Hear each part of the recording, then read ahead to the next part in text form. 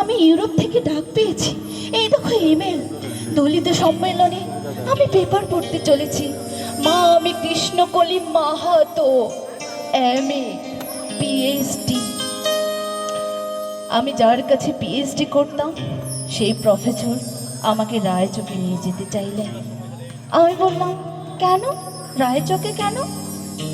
উনি বললেন, রায়চকে না গেলে PhD পূর্ণ হয় না।